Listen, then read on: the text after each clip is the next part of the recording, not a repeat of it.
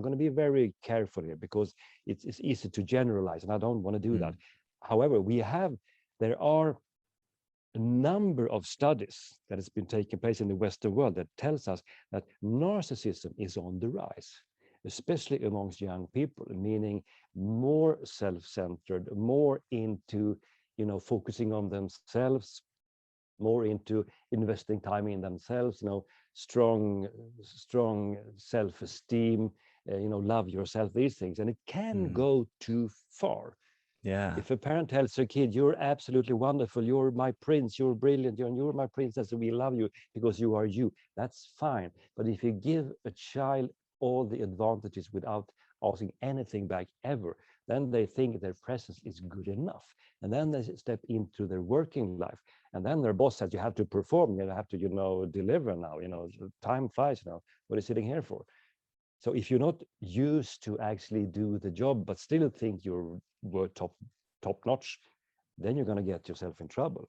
And then you're going to start manipulate and do other things, because you have these narcissistic tendencies, not necessarily a narcissist in a clinical perspective, the pathological way, but narcissistic tendencies.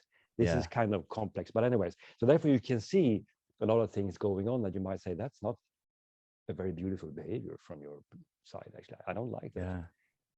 And to anybody who listens to this, when it comes to, doesn't matter why you get manipulated, if it's from a psychopath or a narcissist or from such a jerk, it could be some a-hole who doesn't know how to behave. Walk away. Just walk away as quickly as possible. Don't pay any attention to those people. Those might be the real idiots. I mean, psychopathy is not a mental illness. It's not a psychological disease. It's a personality disorder.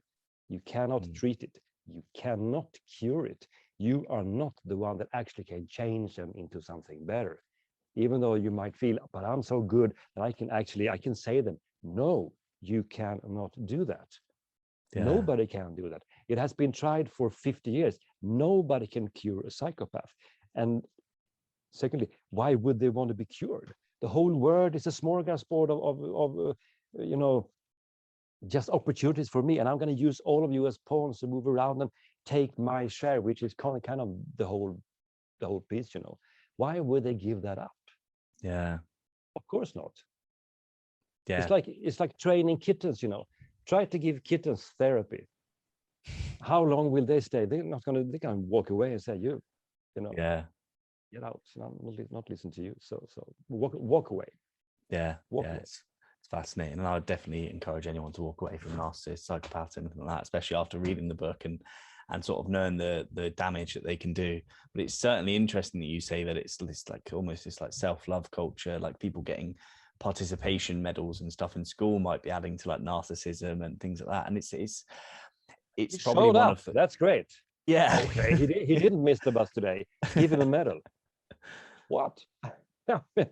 Seriously, is this for real? I don't know. There's a fine there must be a fine line between the self-love industry and self-care industry, from taking people from unconfident beings who are really sad to super high self-esteem narcissists, and there's that like transformation, and it's like sometimes you have to get off the bus in the middle and just like, right, I'm just going to stop here while I think I'm okay. And I say this to people often. I'm like, high self-esteem isn't anything that, like, I don't necessarily think esteem is something that you should have. You should just be accepting of yourself and just have a general sense of okayness.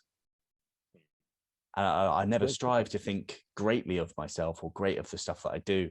I just want to think that it's okay.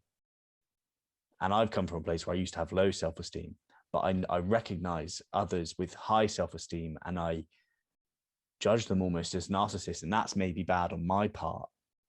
But it's interesting that you say that, because it sort of feeds my confirmation bias a bit. Well, you're not wrong, Ed. The thing is that actually, I mean, most people have low self-esteem. That's the most common thing that you will find if you dig around basically anyone, especially actually high performers. A lot of the real superstars in any field, CEOs or athletes or whatever, they have low self-esteem. That's why they are performing so well, because they have to prove themselves over and over and over again. And that is bad for one reason, because if you perform and you are on top of the world and still feel bad about yourself, obviously that's not good. Then you have to work on yourself. So I totally get that. A lot of people have been, treated really bad as children when they were kids, being ostracized from their friends, a lot of things. They will feel bad about themselves, and those we need to help in a good way. But the thing is, if you feel good about yourself, if you're kind of okay with yourself, and then somebody has said you have to love yourself even more, you have to build up your self-esteem even more, even higher, raise yourself and build your self-confidence, like this. I mean, psychopaths happen to think really highly of themselves, This we do know. Narcissists as well, on every level. They have this inbuilt sense of, I am actually the best. You're lucky to being able to be with me. Just being in the same room as me, you should thank me. This sounds stupid when people hear this, but this is what they actually think. Both narcissists and psychopaths, because I am here now, let's get started, But you haven't done anything. Oh, so many things. You never know. So many beautiful, lovely things. And then they will give you a story which is probably not true. So, really complicated. But still, it's important to understand, because when you see somebody suffering from post-traumatic stress disorder, for instance, that is usually some kind of abuse in a relationship, and usually from a narcissist or a psychopath, actually. That is usually the case when you ask a psychologist. Yeah, PTSD, it's really not. It's not about getting well. You could get a shell shock in a war somewhere, obviously, but usually relationships. I mean, in our part of the world where the war isn't going on. Yeah. So if don't misunderstand me deliberately there. So there can be real mishaps, and those things has to get repaired. Those people are suffering from low self-esteem because of the abuse from the psychopath or the narcissist. Yeah, it's a huge field, to be honest.